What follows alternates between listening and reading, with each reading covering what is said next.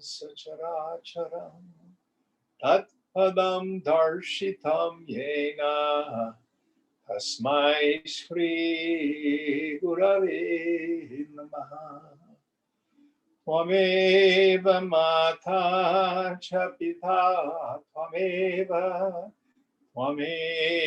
bandhuscha sakha tvameva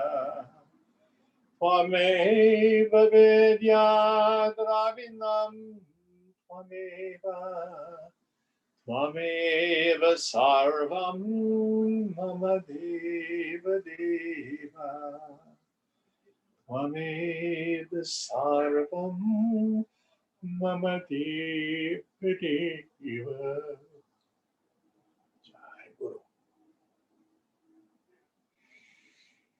Om Sahana Bhavatu Sahana Bhunaktu Sahaviryam Karavavai Tejasvinavadhitamastu ma vidvishavahai.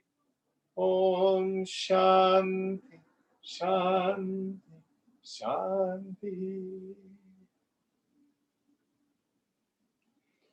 So we're continuing our journey through the 6th chapter, the Yoga of Meditation. And Krishna has reviewed that in preparation, we want to be able to renounce our concern for the phenomenal world. The way I like to phrase it is that what you want to do in meditation is take all your worldly events, your job, your family, your finances, just put them on the shelf. You can deal with them when you come back. It's not like you're going to ignore them. Just set them aside for now. And we talked about being able to find the right meditation place and posture. So we are now on verse 10. Is that right, Deepa? Yes. Would you help us out, please? Sure.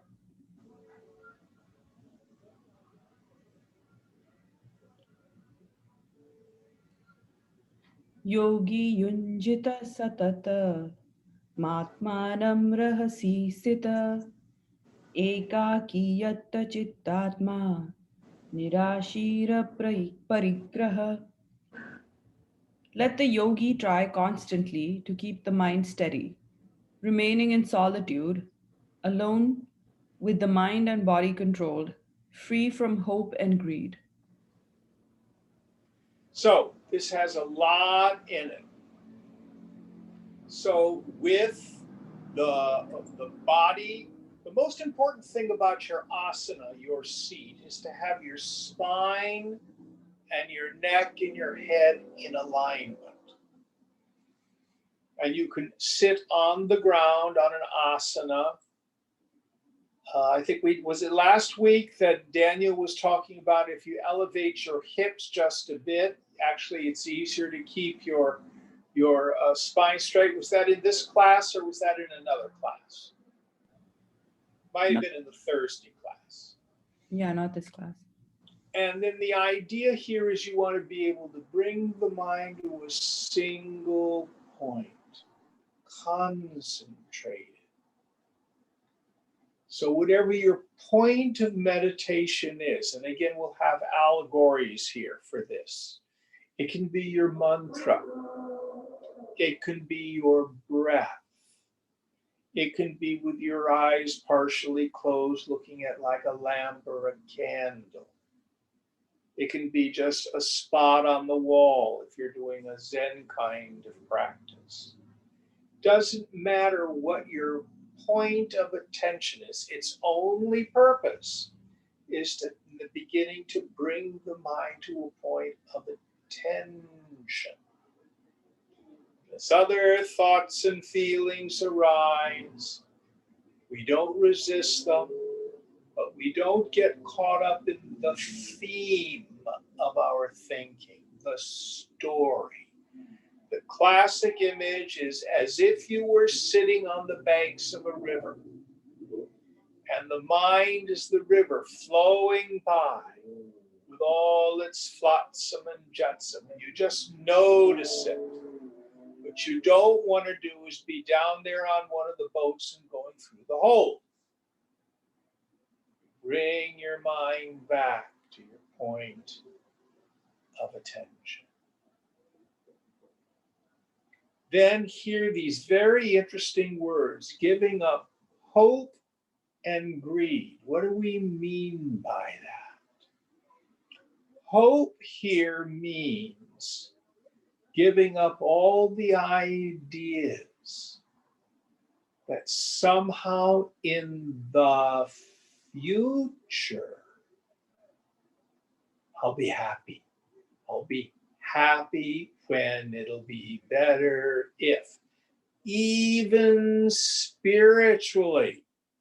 I hope I'm going to get somewhere. I hope I'm going to get somewhere. No, you want to be this sense of surrender into the present moment. It's the same thing with giving up greed. Oh, I want to have an ecstasy experience. I want to get high. No. Keep letting go. Letting go. Now, have we talked about the distinction between Manolaia and Manonasha in this section yet? Someone remind me. I don't remember, Tim. I don't think we did. Let's talk about that. Laya means the dissolution of the mind, Manolaia. Many people go into Manolaia and it has benefits. So for example, if you're taking a yoga class and at the end they have Shavasana, corpse pose, you're lying on it and they do some sort of a visualization. Frequently you'll hear from the person in lying on the floor next to you, they've fallen asleep. Well, what they've done is put you in a state of very deep relaxation. For people who are anxious and full of stress, this is very good. But this is not meditation. That state is called Manolaia, when the mind is moving toward unconsciousness. How can I tell if my mind is moving towards Manolaia? It's very thick, and the mind just kind of wanders, and you have imagination, and the telltale is your posture will start to collapse. Your head will go like this, or all of a sudden you come back to where you are and your spine is all curled up because you're starting to fall asleep. People get lost in Manolaia for decades thinking that is meditation. That is not the single-pointed mind, the concentrated mind. Manonasha means the end of the mind, literally the destruction of the mind. But the mind at meditation is silent, but vigilant and alert. If you've ever had a house cat and there's a moth or a fly in the room, and you see the cat stalking it, it gets incredibly still. All of its attention on the moth. Then it pounces. But that absolute quiet with this intensity of concentration, this intensity of attention, that is the mind at meditation. And in a 20 or 30-minute sit, if you can get a minute or so with the mind that concentrated, you're doing very well.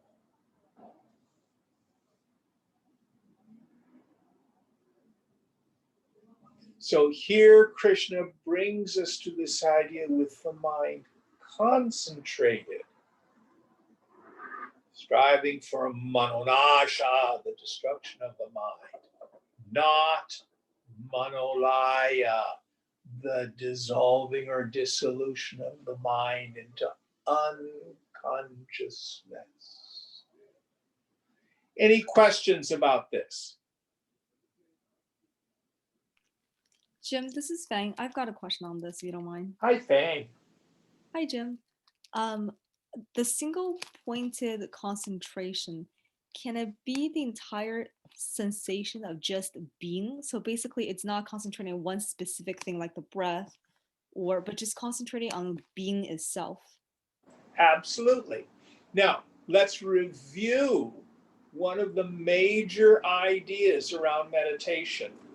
In some schools or traditions, you pay your $35 and you get a mantra and that's what you do, or some other technique. Actually, I call it the yogi's bag of tricks. You have to have like this carpet bag you carry around of various practices. And the rule is this: the grosser your mind, the more meditative supports. The subtler your mind, drop the supports away. So if you're able to abide just in pure being, yes, that's great. But then if the thinking starts up again, you may want to use a particular meditative technique. Now, let's say you have an issue at the office. We were talking about that the other day. And you come home and it's your meditation time and you're frankly a bit confused and stressed. You go into meditation, your mind is going, that would never happen to you, Fang, would it? Happens all the time, Jim. Okay, so what do? The noisier the mind, the more meditative supports. You want to be maybe chanting your mantra at that point. Or let's say you have a fight with a very dear friend and you're really upset. You might want to just out loud be doing, chant the name of the Lord, putting bhajans on, or something like that. You may even want to go for a walk. So we don't want to confine ourselves to just one technique. But here's your rule of thumb. The grosser the mind, meaning the noisier, the busier it is, the more meditative supports. The subtler the mind, drop them away. If you can just simply abide in pure being, that's marvelous. Did that answer your question? Yes, that did. The other part of the question, if you don't mind, is Speak a little louder. Oh, sorry. I know, for example, a lot of traditions just... Your voice got very quiet. Let me get closer to my computer. Say again. Sorry, is this better? Just talk. Go ahead. It's pretty quiet, Fang. Oh, strange. Okay. What I was saying is, I know, for example, a lot of traditions just say, do this specific meditation and keep on doing this one type, because otherwise, if you do too many different types, you might just do kind of like digging shallow wells versus a deeper well. So if for example, you need more support, do you just do one thing, like just doing the mantra over and over again, or do you like do various techniques? Because what if you use too many techniques and you're just kind of digging shallow wells over the place? Or is that like not a real thing? Well, it is, but where I would talk about it is this. So you go into meditation and you decided to do japa, you're going to use a mantra. So you do Sri Ram, Jai Ram, Jai Jai Ram, Sri Ram, Jai Ram, Jai. Oh, that isn't working very well. Let me try Om Namah Shivaya, Om Namah Shivaya. I'm not sure I like that. Jai Shri Hanuman, Jai Shri Hanuman. Maybe I'll just do love, love. I think that's the kind of thing they're talking about. Okay. Can you see the distinction? Yes. So if you're going to do japa and you pick your mantra, then stay with that mantra for that particular meditative session. So let's say you're doing Om Namah Shivaya. So if your mind is really noisy, you can just chant it really fast. Om Namah Shivaya, Om Namah Shivaya, Om Namah Shivaya, Om Namah Shivaya, Om Namah Shivaya. But if your mind starts to get quiet, slow the mantra down and let there be space around it. Om Namah Shivaya. Om Namah Shivaya. As your mind gets really quiet.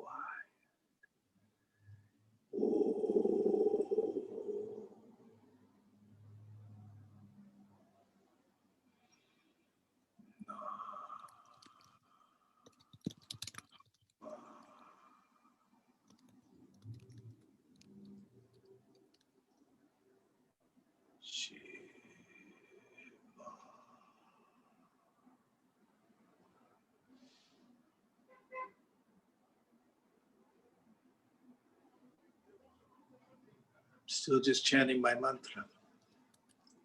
But if the mind is quieter, slow it down and let there be space around.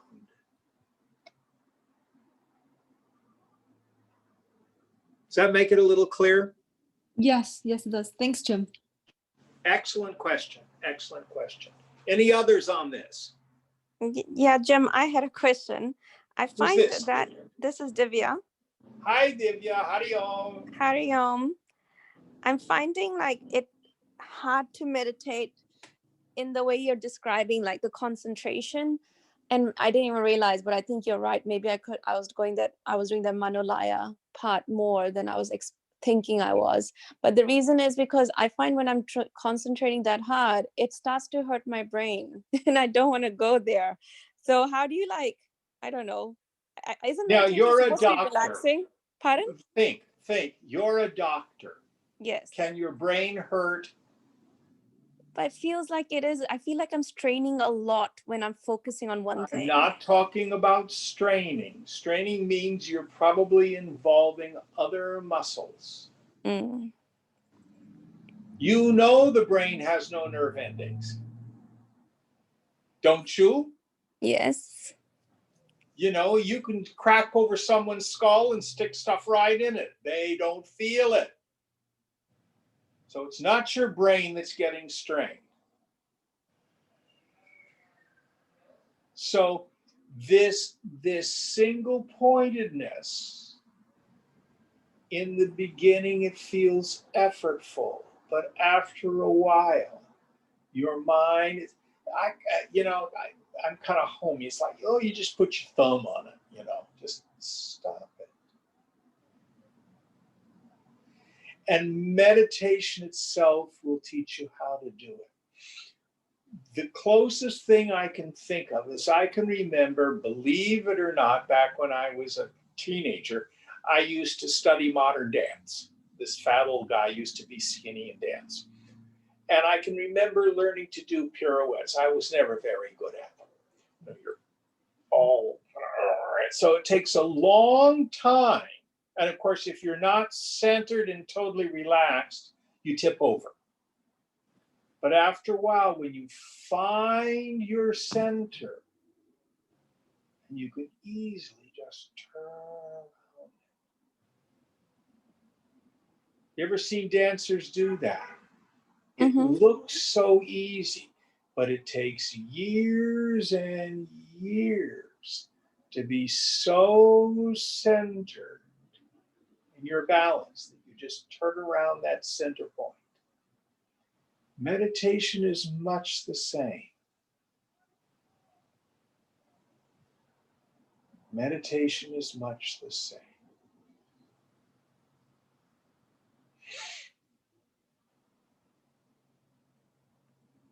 Don't give up. Keep at it. Sit in silence as thoughts and feelings arise. Brush them aside gently and bring your attention back to your point of attention, your breath, or your mantra, or a spot on the wall. If falling asleep is problematic, meditate with your eyes open. We tend to think of people meditating with their eyes shut all the time, but there are Zen traditions where you meditate with your eyes open all the time. But that's a very clear way. Then as Laya starts to come upon the mind, you'll see it right away because your eyes will start to close. If it's very problematic, shorten your period of meditation. Do shorter meditations, but more frequently during the day, is another way to deal with the problem of falling asleep. Manolaia. Is that helpful, Divya? Yeah, definitely.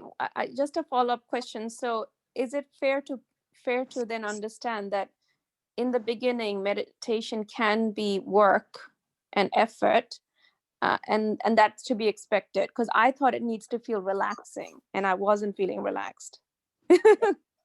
Yeah. Well, there are various titles to the chapters. I just found this out. But one of the titles of chapter 6 is Abhyasa Yoga. Abhyasa means practice. Actually, not meditation. Dhyana is the word we usually use for meditation. So it is practice. It is practice. So I was talking with another student yesterday, and she gets afflicted by negative thinking, as many of us do. And she wanted to know, well, is there like a pill I can take? Is there some secret? And I said, no. You have to develop the discipline, thought by thought, to turn our minds away over and over and over again. It's a practice.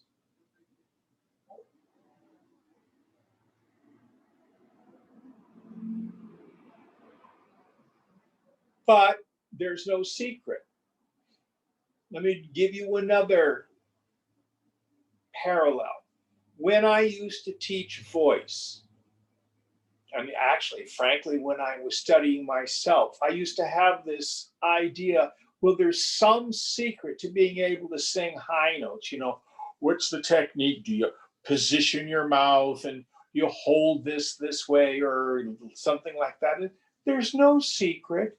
You just do scales and extend your range a little bit, like 1/2 step every couple of weeks. Keep doing the scales every day for 20, 30 minutes. It's just a little bit, just a little bit.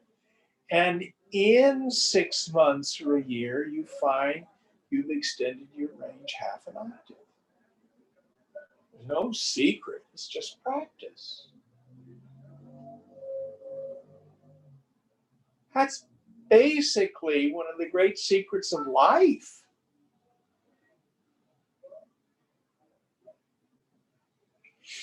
Is that useful? Yes, Jim, thank you. All right. Any other questions on this verse? All right, next one.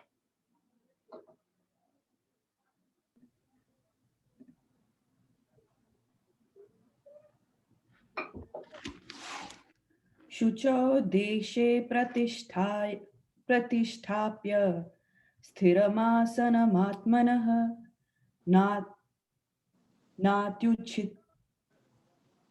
नात्युच्छ्रितं Nati Nicham Chelajin Kushottaram.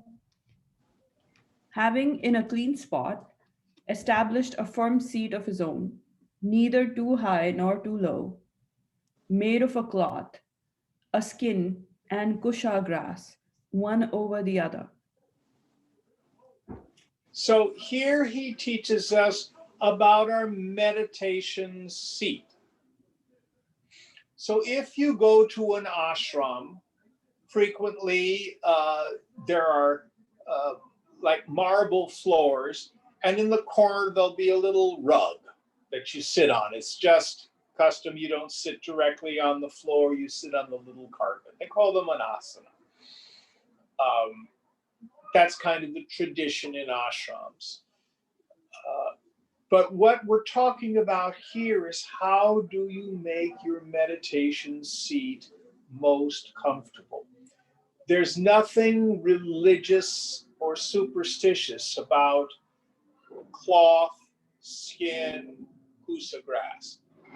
That was only what was available at the time of the writing of Gita, maybe 2,500 to 3,000 years ago, in order to make it insulated from the cold ground and the moisture of the ground.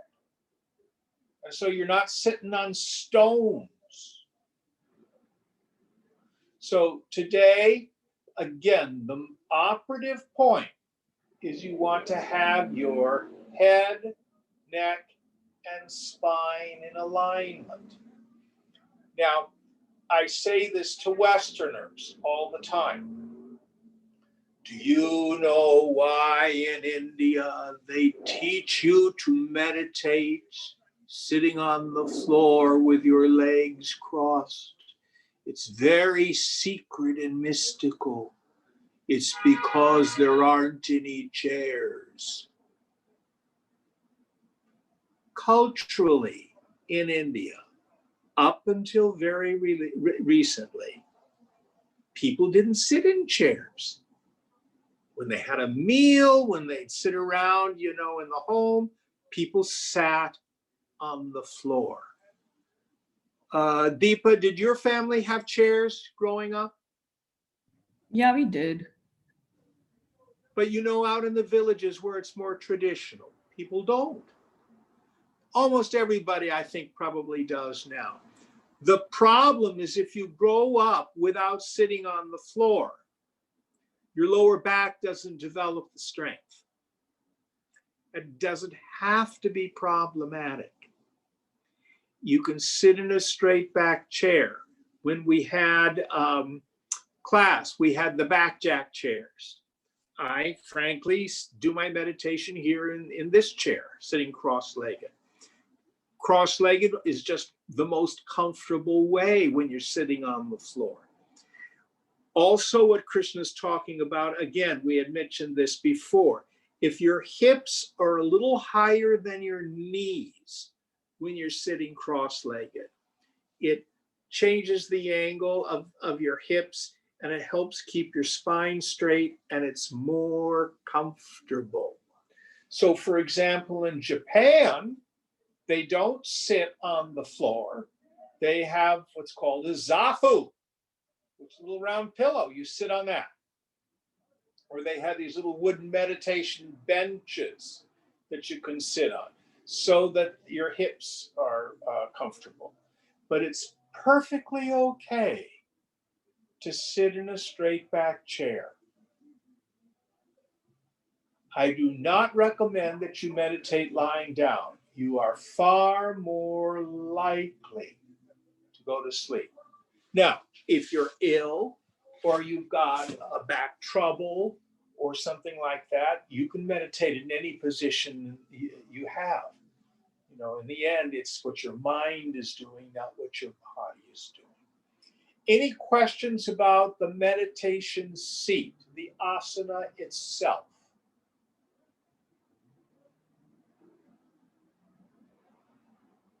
All right, going on, next verse.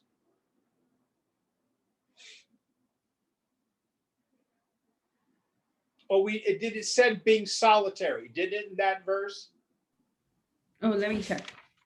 I think it did. I forgot to talk about that. It says, having in a clean spot established a firm seat of his own, neither too high nor too low, made of a cloth, a skin, and kusha grass one over the other. It doesn't say anything about Oh, soft. okay. All right, going on. Okay. Tatraiकाग्रं मनः कृत्वा यतचित्तेन्द्रियक्रियः उपविश्यासने युञ्ज्या योग योगमात्मविशुद्धये. There, having made the mind one-pointed, with the actions of the mind and the senses controlled, let him, seated on the seat, practice yoga for the purification of the self. So the self here, it's not the Paramatman, it's your personality, it's your ego. So you sit with the senses and the mind controlled. What does that mean? In terms of the externals, we don't resist them, we don't fight them. You dive beneath them. The key to this sense withdrawal, this upadati, this pratyahara, is concentration.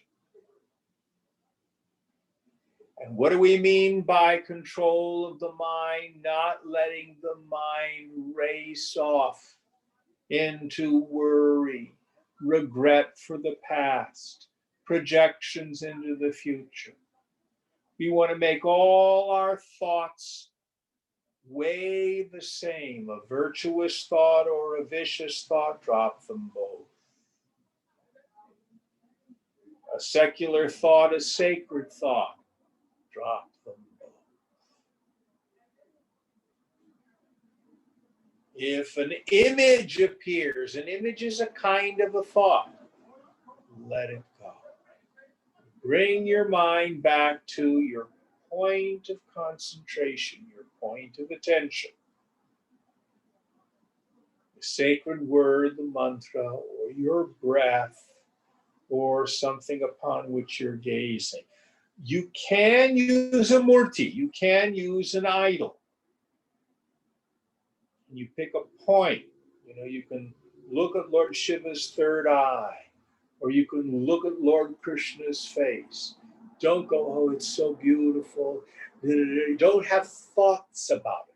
Just use it as a place to focus your attention.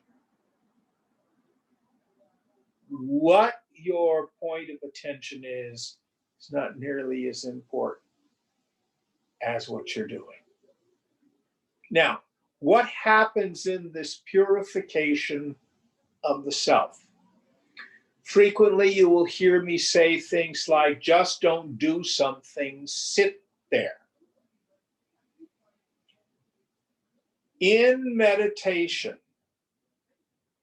what happens is we are fully present to the unloading of the unconscious. Out of the unconscious comes our various traumas, negative thinking, habits, stuff like that. The technical term is hridaya granthi, the knots of the heart.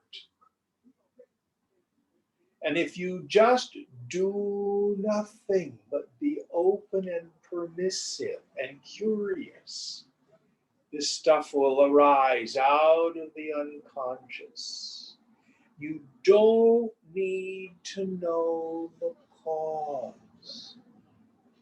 What we'll tend to do is, oh gosh, I feel so sad. What am I sad about?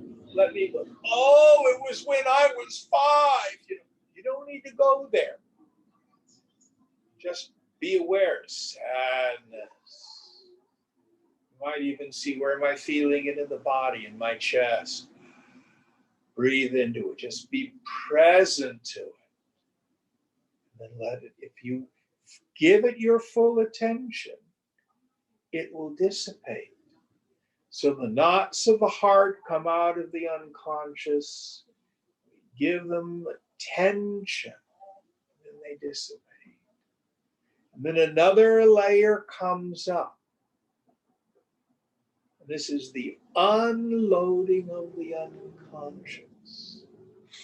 Now, in this practice, it takes great courage.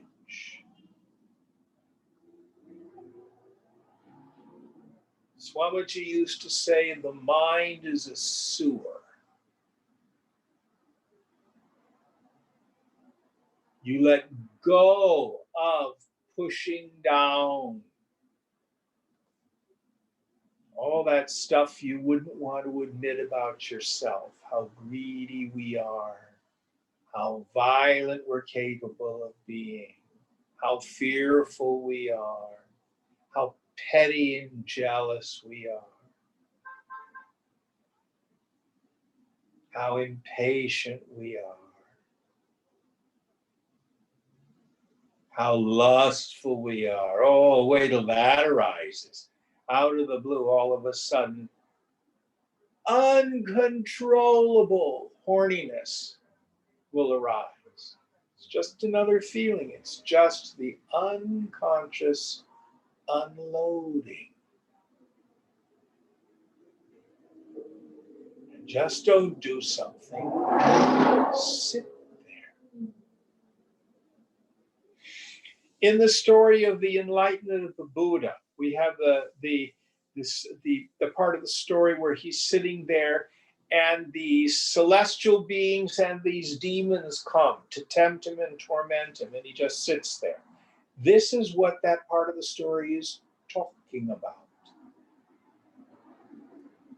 These are all our internal defects, the doshas, the kleshas,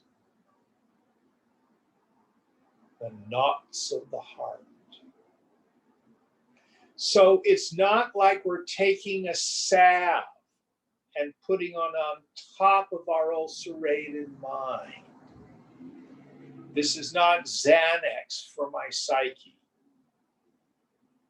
It's much more like lancing a boil and the pus comes out.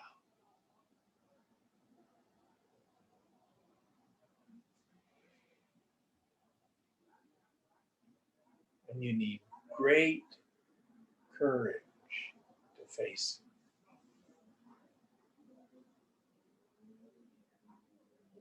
it. Any thoughts about this? Well, when this stuff comes up, Jim, how do you, I guess, not go into the negative thinking, like cycle of, I'm feeling whatever you're feeling.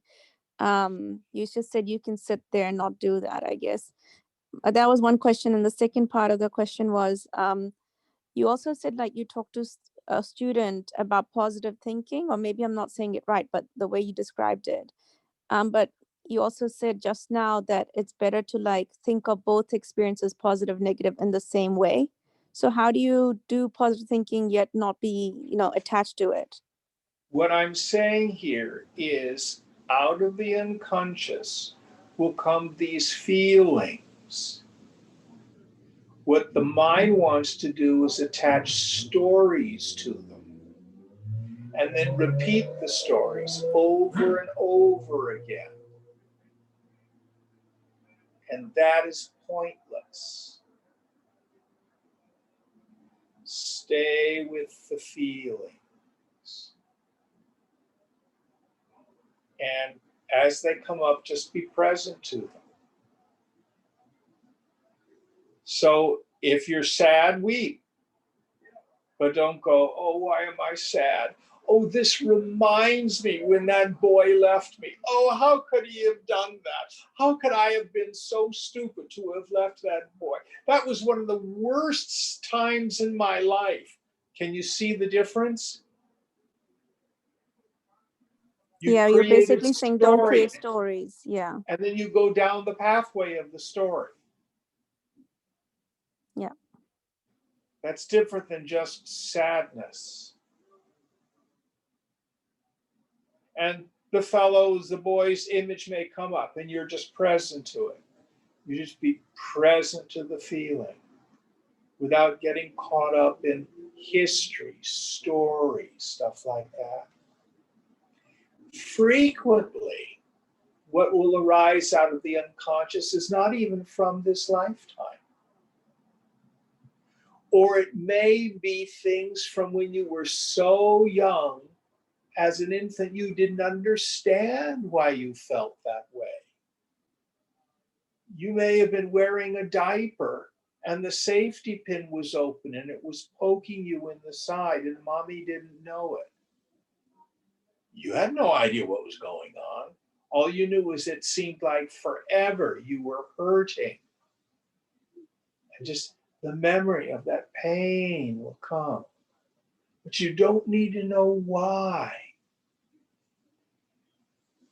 Werner Erhard used to say, understanding is the booby prize. It doesn't change anything. The thing to do is to be fully present to our interior experience. Now, this is where psychotherapy can be of benefit. You can pay somebody $150 an hour to hold the space for you to let your unconscious unload. And for some of us, that's the only way we could do it. Other people, that's a gross form of meditation, is what it is. Other people may find that journaling is the way they unload their unconscious. They write in a journal every night or every morning. But the most efficient way is to just sit there.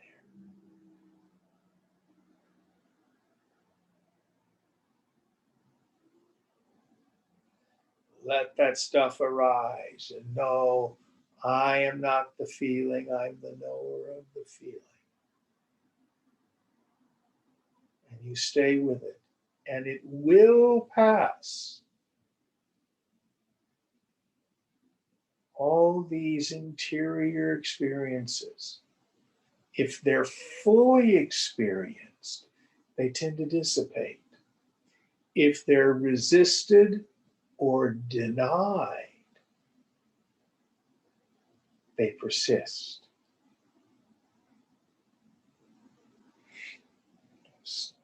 Talking with someone this past week, and this past week was the 2-year anniversary of the death of her son, who died of a heroin overdose at 34. And her way of dealing with this, I don't want to think about it. I don't want to think about it. I stay busy. I just got to stay busy. I don't argue. I just listen. But that grief will hang in her heart for years. Yoga would say, sit and fully feel it. That's too hard. Go to a grief group where you can talk about it. But you've got to be present to the feelings, or they won't go away.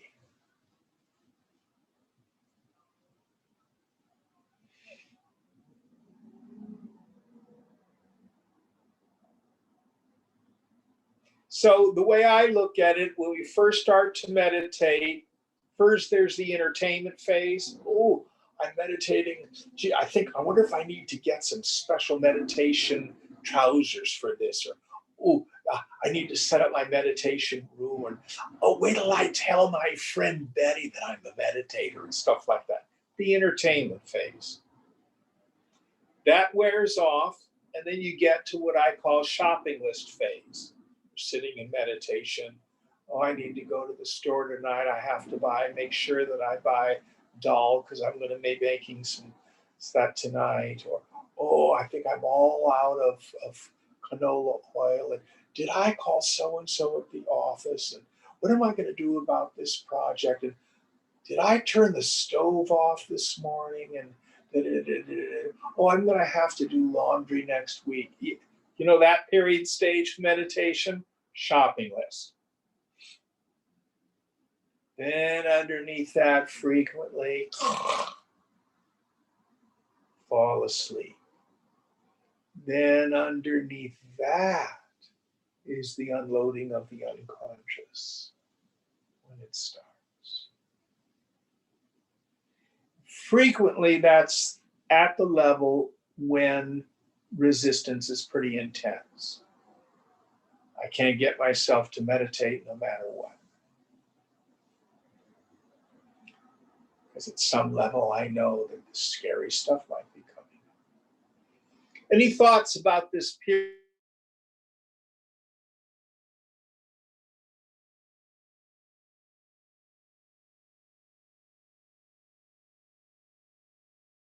Are we still here? Yeah, I think Jim's He's frozen. frozen. Let me call him. Let me do that. He's usually.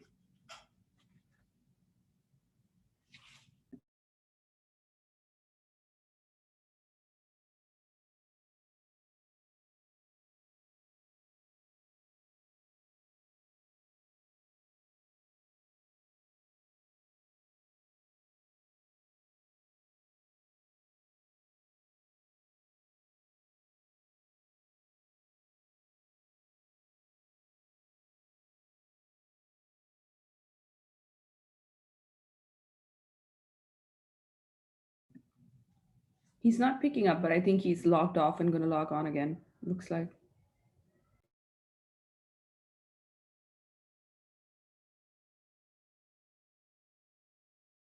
The unloading of the unconscious in meditation.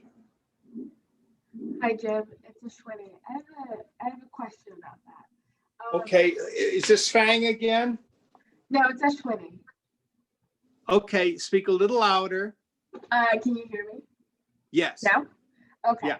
So when you were going through the phases of meditation, you talked about the shopping list. And I really felt that. I really feel like when I'm meditating, I'm still stuck in that phase.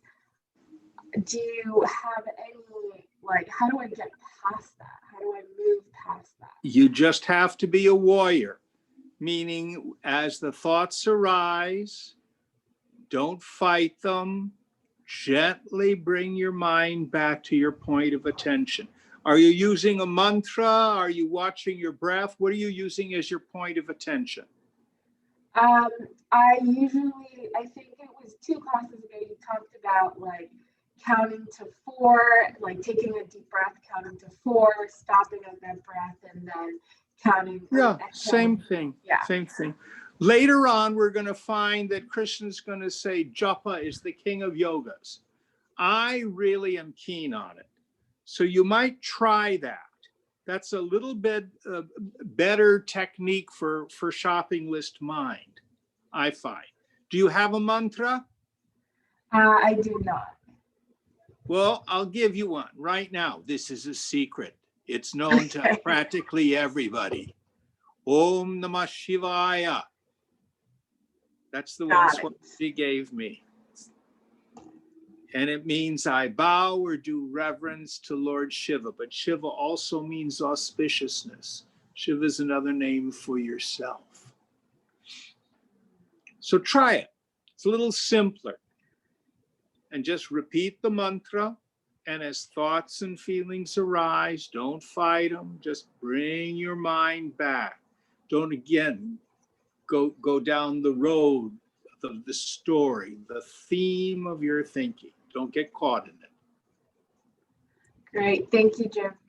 No, it's a great question. This is the nuts and bolts of meditation. This is what we're talking about. Anybody else?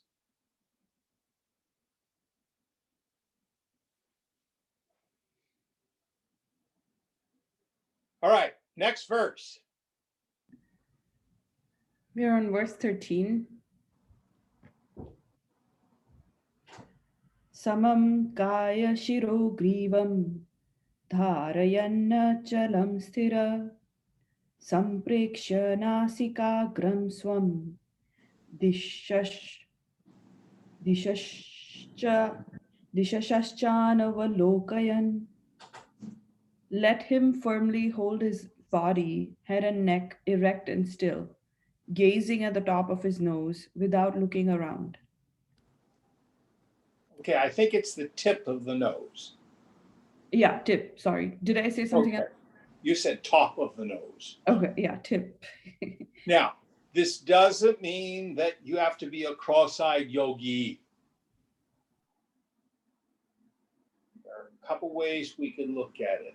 The basic point here is think of the tip of the nose as bringing the mind to a single point. Or you can meditate with your eyes half closed or open on a spot on the floor or on the wall, tuning up the mind. You can meditate with your eyes closed.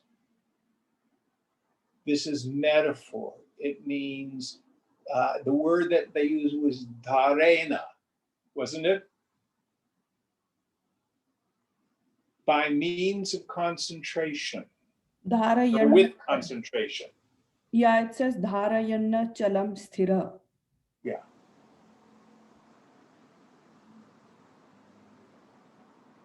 So bringing the mind again to a single point of quietness, vigilance, very attentive. So we don't mean that you need to get headaches because you're cross-eyed looking at your nose. Doesn't mean that. Doesn't mean that. Any thoughts on this? And again, re-emphasizing posture, head, neck, and spine erect. He says, slouching in the chair. Next verse.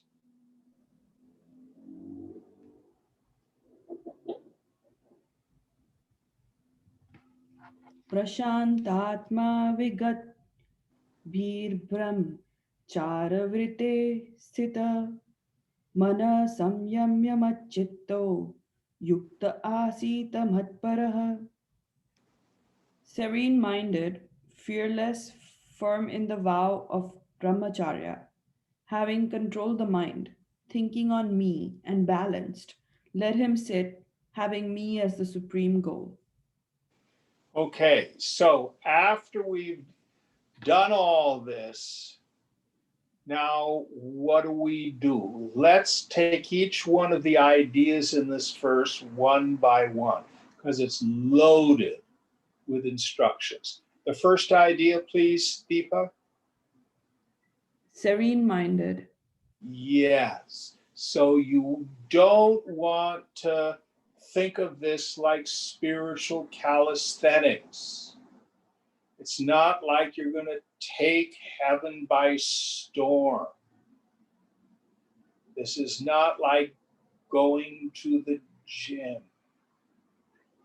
You want to find a place where your mind is incredibly quiet, incredibly serene.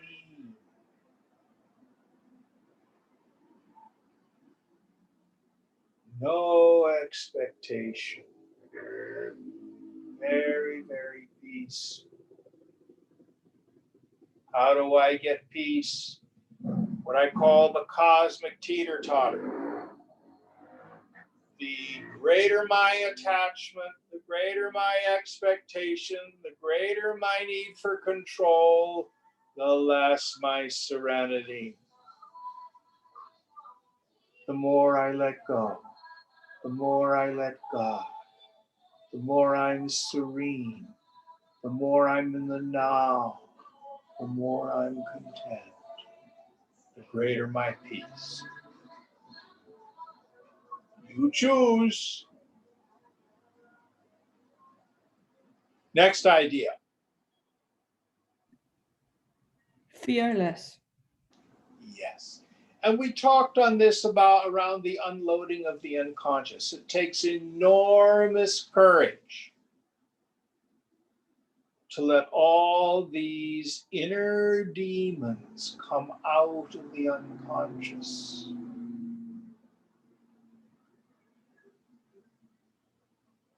To really be honest about what many of our motivations are in life.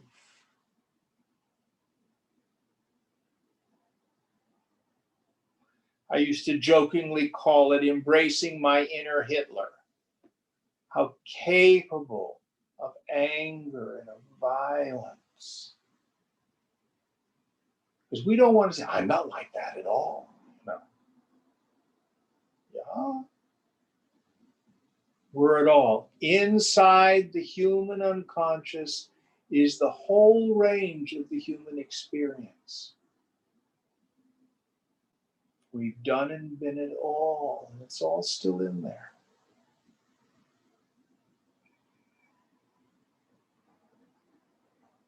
Seeing, yeah, I am capable of being a liar, a cheat, and a thief, of using people,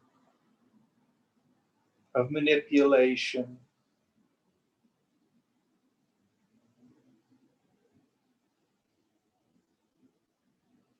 All of that's in there. So you have to have fearlessness to be able to see all that stuff. Now, the cool thing about it, to the degree that we can see it, we probably won't have to act out on it. We all know the modern psychological term of being passive aggressive. So the fellow is angry at his wife, but he's unwilling to admit it to himself, let alone her. So he accidentally shuts the car door on her leg. Well, no, it wasn't an accident at all. It was passive aggressive. Or you're angry at a coworker and you're unwilling to admit how petty you are, and you inadvertently forget to zoom into a meeting. No, passive aggressive. These ways in which I think the other term you hear is acting out. We do those kinds of behaviors because we're not honest about what's really going on. We have no chance of being able to deal with those issues if we can't admit them to ourselves. Any thoughts on this? Next idea, Deepa? Firm in the vow of brahmacharya. Brahmacharya means celibacy. So when we have it come up in this verse, there are two ways we want to look at it. The external meaning, the vow of brahmacharya. One of the things we don't talk about too frequently is what we call the Kundalini Energy. This is the energy that's coiled in the root chakra, the root psychic center at the base of the spine. And in meditation, frequently people will feel it rise up and open these chakras. Frequently, as that energy rises to the second chakra, you get these absolutely uncontrollable, lustful desires. It's just the energy moving. Just, if you can, bring it up to a higher center, like focus your attention in your heart, maybe. But you don't have to act on it. You don't have to, run and relieve yourself or, take care of that lustful desire. Pleasure yourself. For now, don't do it. We're not saying that you must be a celibate to be a yogi. Just, set that aside when you're meditating, because it's not uncommon for it to arise in meditation. So don't be freaked out. Don't think you're some kind of a pervo because you're having these thoughts or these sensations. Just be mindful. It's the energy beginning to rise. Don't let it get stuck in your second chakra. Now, another way to interpret this is to go back to the etymology of the word itself. Charcharati means to roam about. So brahmacharya means to roam about in Brahman. Actually, the best way to control lower passions and desires of any kind is to turn my mind to the Lord. Not just sex. And remember, your sex powers are God-given, not to be despised, but not to be used lightly.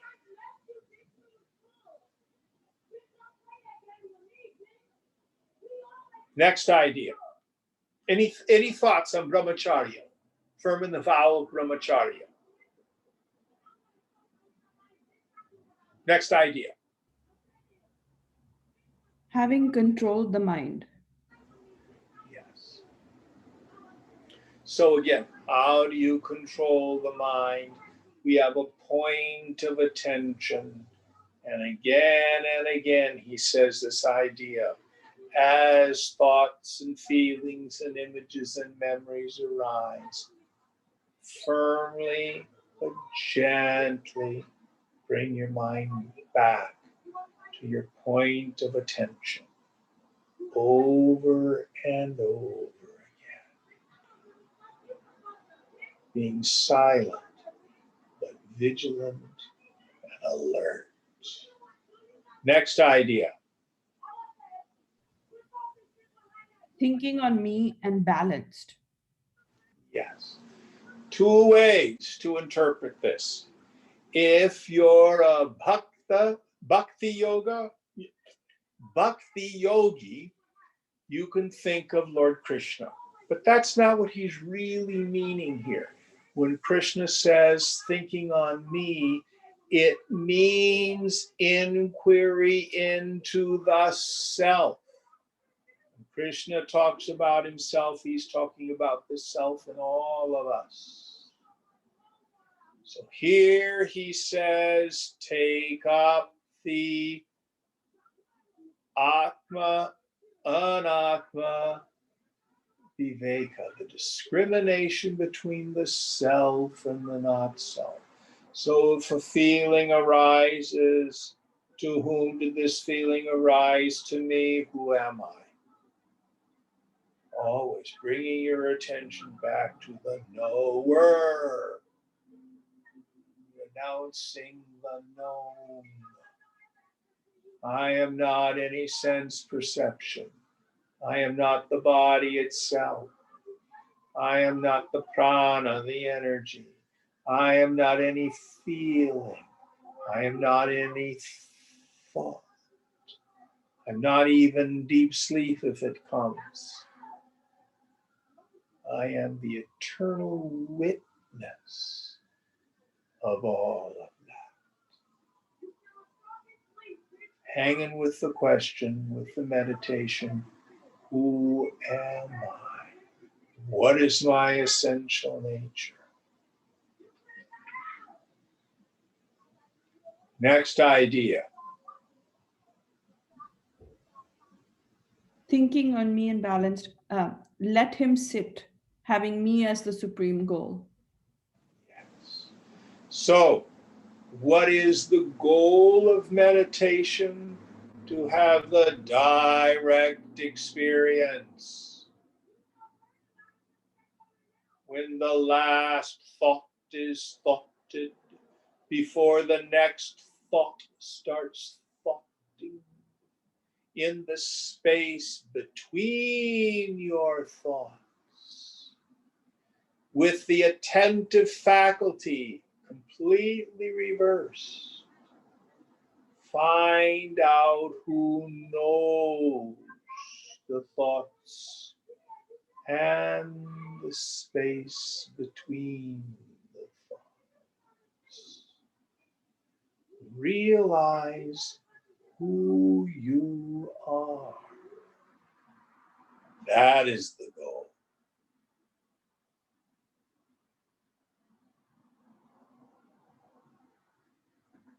That's the end of that verse, correct? Yes. All right. This is a good place to stop. Which number was that? 14? 14, yes. All right. We have time for a couple short questions if anybody has any. Really, really important material in this chapter.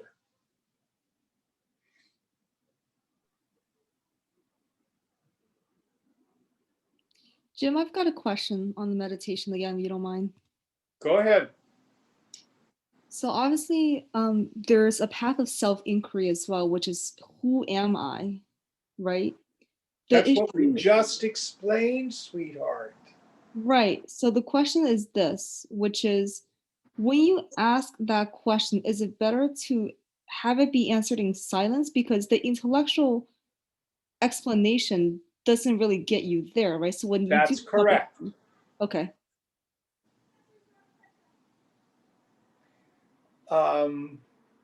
See if I can give you an example. What does it feel like to rub your hands together?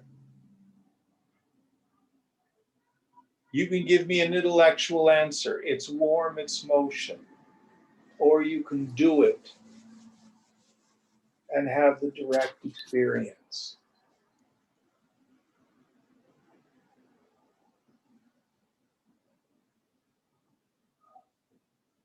Anybody else?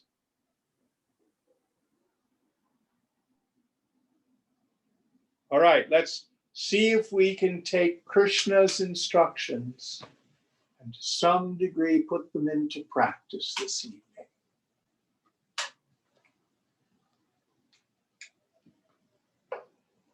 Om Namah Shivaya, Om Namah Shivaya.